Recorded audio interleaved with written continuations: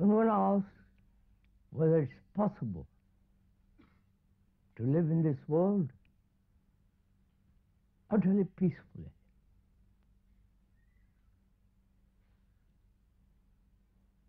Because it's only in peace that a flower can flower. It's only in peace that human mind, human brain can really be free. And why has man, who has learned so much, who has acquired so extraordinary knowledge, experience, doing his best, why cannot he live in peace? As we said yesterday, this is not a talk, a lecture on a particular subject to be informed, to be instructed. But we are together exploring this question. Not that the speaker explores and you listen, but together you and the speaker investigate sanely, without any bias, without any definite conclusions, to find out why we human beings cannot live on this beautiful earth with peace and without conflict. That's where we left off yesterday.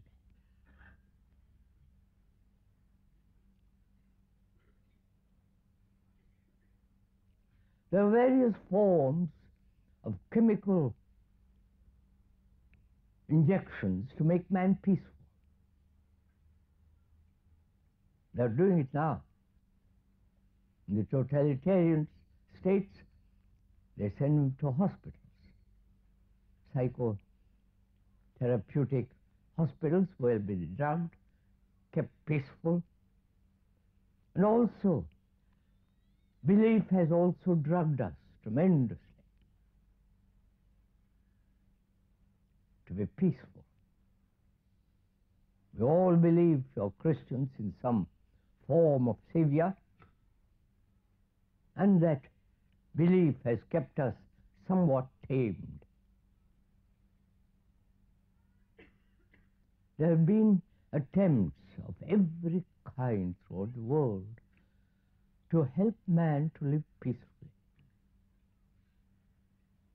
They've said meditate, follow, obey, conform.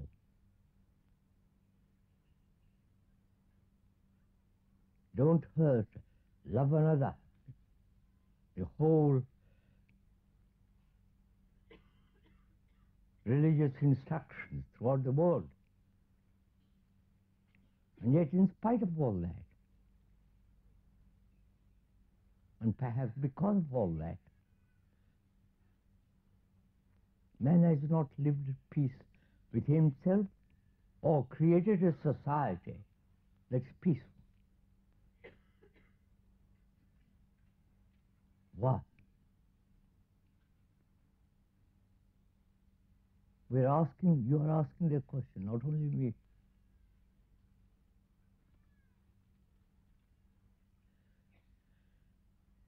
Are we different, each one of us, from the world outside of us?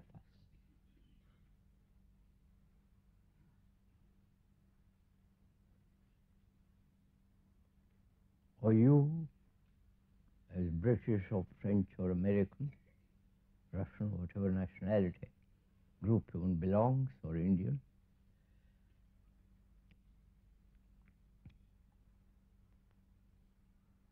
are we the rest of humanity, or separate individuals struggling? separate souls.